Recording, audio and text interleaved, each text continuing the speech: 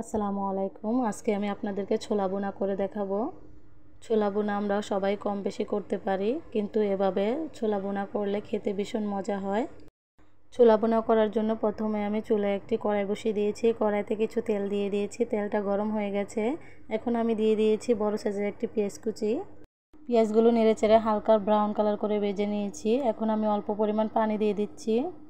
তারপরে দিয়ে দিয়েছি পরিমাণ মতো লবণ, 1 চামচ হলুদের গুঁড়া, 1 চামচ মরিচের গুঁড়া, 1 চামচ ধনিয়ার গুঁড়া, 1 চামচ জিরার গুঁড়া, সাথে দিয়ে দিচ্ছি 1 চামচ গরম মশলার গুঁড়া, 1 চামচ আদা রসুন বাটা। এখন আমি সবগুলো উপকরণ নেড়েচেড়ে কিছুক্ষণ কষিয়ে নেব। এখন আমার মশলাটা ভালোভাবে কষানো হয়ে গেছে। এখন আমি দিয়ে দিব আগে থেকে কিছু ছোলা আমি সেদ্ধ করে নিয়েছিলাম সেগুলো। এখন আমি ছোলাগুলো নেড়েচেড়ে নিব।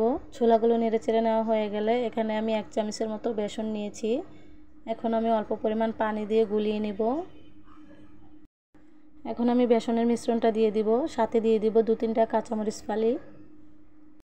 এখন আমি সবগুলো উপকরণ নেড়েচেড়ে কিছুক্ষণ কষিয়ে নিব 2-3 মিনিটের মতো। এখন ছোলাগুলো কষানো হয়ে গেছে। এখন আমি দিয়ে দিব কিছু ধনিয়া পাতা কুচি।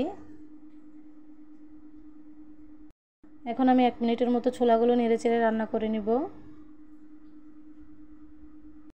এখন ছোলাগুলো রান্না করা হয়ে গেছে। এখন আমি চুলা থেকে উঠিয়ে একটি প্লেটে পরিবেশন করে নিয়েছি। দেখেন কালারটা কত সুন্দর লাগছে। এটা খেতেও ভীষণ মজা হয়েছিল। আপনারা বাসায় অবশ্যই ট্রাই করবেন, দেখবেন অনেক ভালো লাগবে। আশা করছি আমার রেসিপিটি আপনাদের কাছে ভালো লাগবে। ভালো লাগলে লাইক, কমেন্ট এবং শেয়ার করে দিবেন। আজ এই পর্যন্তই। সবাই ভালো থাকবেন, সুস্থ থাকবেন আর আমার জন্য দোয়া করবেন। আল্লাহ হাফেজ।